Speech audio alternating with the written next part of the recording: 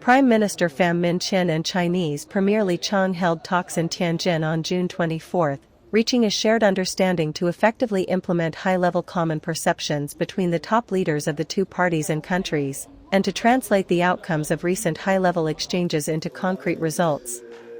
The meeting took place on the sidelines of the 16th annual meeting of the new champions of the World Economic Forum, during Prime Minister Chin's working visit to China.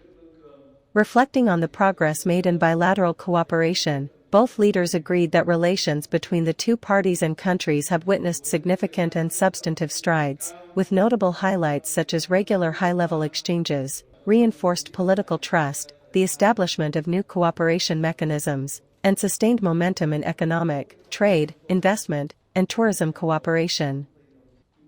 Prime Minister Chin proposed that both sides further promote the key role of security and defense cooperation in the overall bilateral relationship, improve the quality and effectiveness of practical cooperation across various fields, and maintain regular operations of the intergovernmental working groups on land-based infrastructure, monetary issues, and maritime cooperation, as well as the joint committees on economic trade and scientific technological cooperation.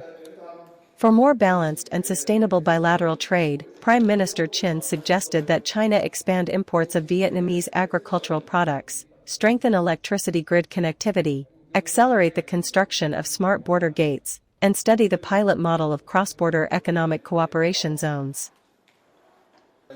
For his part, Premier Li Qiang expressed his hope that both countries will successfully organize the 17th meeting of the China-Vietnam Steering Committee for Bilateral Cooperation, as well as the strategic dialogue mechanism among the Ministries of Foreign Affairs, Public Security, and National Defense.